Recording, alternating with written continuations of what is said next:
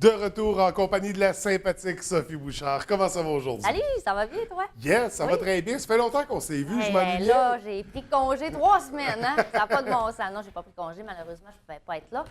Si on pouvait faire nos chroniques, mettons, on en ferait 15 back-to-back. Ah oui, ça serait On passerait magique. des beaux moments. Mais on aurait bien trop de fun Ah ce non, journée-là. ça, c'est sûr. Qu'est-ce que tu nous prépares, tu nous as préparé pour aujourd'hui? Aujourd'hui, je vous parle un petit peu de barbecue. Quel type de barbecue acheter et tout ça. On va Oui. regarder ensemble les bons coups, les mauvais coups. Puis on va se terminer avec une petite recette pour faire de la bonne viande sur le barbecue. Good! Alors, oui. Oui, excuse-moi, je t'ai coupé en Ben plus. non, je disais alors, magasinons notre barbecue. Alors, magasinons. T'as-tu un barbecue? Ben oui. Cuisines-tu pas mal sur ton barbecue, toi? Ben, l'été principalement, parce que l'hiver, c'est un peu moins propice chez nous, mais je sais que de nos jours, de plus en plus, on voit ça, là, du barbecue à l'année. Oh oui, nous, on le fait. On l'utilise à l'année. On le couvre bien parce que ça, c'est important pour Oui. pas que la rouille prenne autour de l'allumeur, autour de tout ça. Donc, quand il est bien couvert, il n'y a pas de problème, ce qui nous permet de faire de se faire de succulents repas là, pendant toute l'année. Parce que de nos jours, j'imagine, ça fait partie maintenant des critères. Ça prend un barbecue qui va être bon toute l'année. Absolument. Là, Bien, je pense que oui, il y a il y a un haut taux de participation au niveau de l'utilisation du barbecue pendant l'hiver. Oui. Comme je disais, c'est super important de pas que l'humidité ne prenne pas à l'intérieur. Si vous avez un garage qui est chauffé, vous pouvez le mettre là et le sortir sur le coin du garage lorsque vous en faites pendant la soirée. Mais c'est important qu'il ne prenne pas l'humidité. C'est là que devient problématique votre barbecue par la suite. Oui. Alors, qu'est-ce qu'on utilise comme barbecue? Ton grillage, toi. Quel est ton grillage? Est-ce qu'il est en acier? Est-ce qu'il est émaillé? Est-ce qu'il est en fonte? Tu sais-tu? Je pense qu'il est en fonte. Tu penses qu'il est en fonte? Ouais. C'est peut-être pas la meilleure affaire. Ben, il est sûrement pas comme ça. OK. Est-ce qu'il est en acier inoxydable, François, ton grillage? Je pense que oui. Oui, ça se pourrait. C'est ça que... Mettons qu'il est comme ça. Ça, c'est la grille... je pourrais dire la meilleure parce qu'elle est super facile à nettoyer. Puis, elle a une longue durée de vie. Elle est un petit peu plus dispendieuse, celle en acier inoxydable. Ouais. Par contre, on peut prendre celle en fonte émaillée. Ça doit être ça que ton. Probablement, En fonte émaillée. Celle-ci, elle se nettoie très, très bien. Elle est un petit peu moins dispendieuse et elle dure extrêmement longtemps également aussi. Alors, premier coup d'œil, lorsqu'on va regarder un barbecue, on regarde quelle grille on a à l'intérieur. Donc, on priorise l'acier inoxydable. Exactement ça. Vous autres, vous êtes 4 à la maison, hein, Oui, avec les 2 oui. enfants. Donc, toi, as-tu de gros barbecues ou... Oui. Oui, on dirait que ça, C'est c'est psychologique, psychologique ouais. pour un garçon. Hein? Pour un homme, là, tu verras pas là, un homme avec un petit barbecue. Hein? Tu vas voir un homme avec un gros barbecue. Ah, mais regarde-moi, C'est-à-dire- faut en mettre de la nourriture là-dedans. Donc, ça ne sert à rien d'acheter un super de gros barbecue lorsqu'on est, par exemple, comme nous, on est mon conjoint et moi.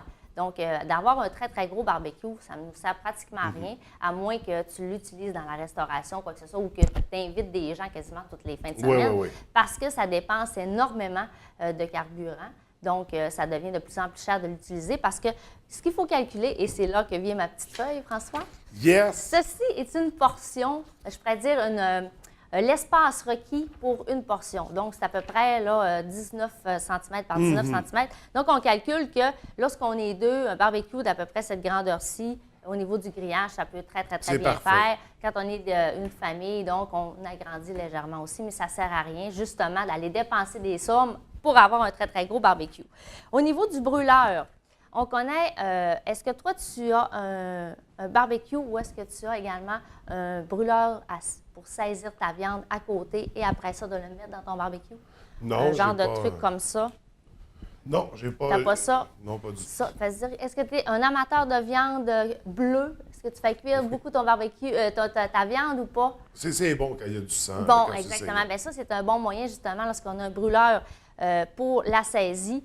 Ça fait très, très bien pour être en mesure, justement, de saisir ta viande parfaitement parce que c'est une chaleur qui est extrêmement haute Oui. et très rapide. Donc, on saisit notre viande sur le brûleur à saisir et par la suite, on le dépose sur notre grillage et ça fait vraiment un super de bon repas pour les gens qui aiment le steak. Je pense que tu es un amateur de steak. J'aime pas mal tout. T'aimes Quand pas on parle mal de tout? nourriture, je suis pas très difficile.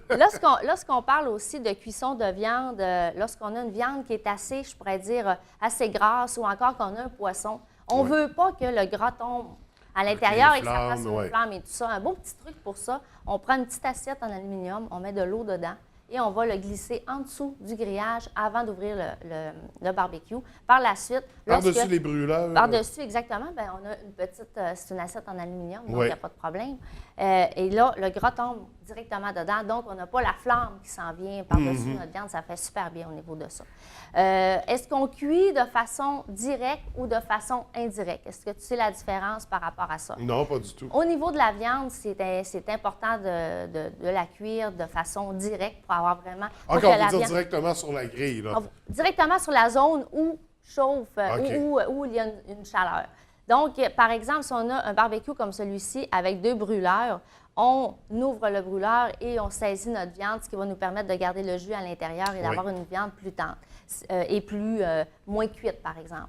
Et si on va avoir une cuisson extrême, mais tout en douceur pour ne pas que ça brûle, alors on utilise la façon de chauffer indirecte. Et là, on ferme un des brûleurs, on met notre viande là, et avec la chaleur de l'autre brûleur, donc ça va chauffer de façon indirecte votre viande. Donc, ça fait un bon petit truc. Oui, 2 techniques de cuisson. Et pour les gens vont nous dire, moi, j'ai pas un barbecue au propane ni au gaz naturel, j'ai un barbecue au charbon de bois parce que le goût est extrêmement meilleur au niveau du charbon de bois. C'est un genre de barbecue qu'on peut s'acheter également pour la période estivale. Ça boucane beaucoup, par contre. Donc, mais c'est pour ça qu'il y a de la saveur. Exactement ça. Donc, se prévoir un deuxième kit lorsqu'on est à la maison et qu'on a de la visite parce qu'effectivement, on sent la boucane, mais c'est tellement bon. Oui. Et là, ce matin, tu nous prépares des burgers, c'est ça? Oui, des hamburgers super bien simples. Dans le fond, on se demande tout le temps qu'est-ce qu'on peut mettre à l'intérieur de notre boulette pour qu'elle sorte de l'ordinaire et qu'elle ait un autre goût.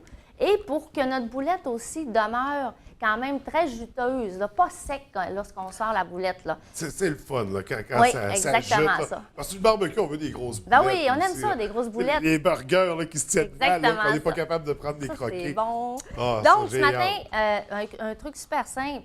On a de la viande hachée, du steak haché, du veau haché, du porc haché, ce que vous voulez. On s'achète une saucisse, de la saveur que vous voulez, mais moi, j'aime bien l'italienne. Pas l'italienne forte, je trouve que ça donne oui, c'est... On ajuste les saveurs comme on veut dans le burger. C'est ça, puis il existe tellement des sortes de saucisses. Donc, on ouvre la saucisse tout simplement. On met la chair. On met la chair à l'intérieur et on mélange le tout. Aussi simple que ça. Aussi simple que ça, ce qui fait en sorte que la boulette goûte super bonne. Elle a une variété d'épices à l'intérieur, dépendamment de la saveur qu'on utilise. Elle garde également aussi, je pourrais dire, son côté humide de la boulette. Elle ne devient pas trop sec. Et en même temps, bien, ça fait en sorte que, au niveau du prix, tantôt, tu me parlais de ça, hein? Le bœuf, c'est exactement ça. Donc, on peut calculer, par exemple, là, pour une portion, là, une saucisse comme ça peut me faire à peu près 3 boulettes là, facilement à marier avec la viande. Donc, on se fait des très, très bonnes boulettes comme ça. Et qu'est-ce qu'on va se mettre avec ça par la suite? Bien, j'avais une guenille qui était là, un petit peu de sel et de poivre. Et avec ça, François, là, ton secret magique, quand les gens vont aller manger chez vous, vont tout te demander qu'est-ce que tu mets dans tes boulettes de steak. Ça va être les meilleurs burgers. Ça va être les meilleurs burgers. Ça va se passer chez vous. Ça va se passer, tout à fait. Exactement. Bon, bien, on met ça à l'agenda à la maison barbecue chez François. Barbecue chez François. Le party de fin de saison cette année, la gang de TVDL, c'est chez François. Alors, c'est dit. Merci beaucoup pour la chronique. Merci. Mais je dirais pas, on se revoit la semaine prochaine. On ne pose plus cette question-là. On verra quand c'est on tabou. se revoit. Oui, c'est ça. Je te souhaite une belle journée. Merci, toi aussi. Merci.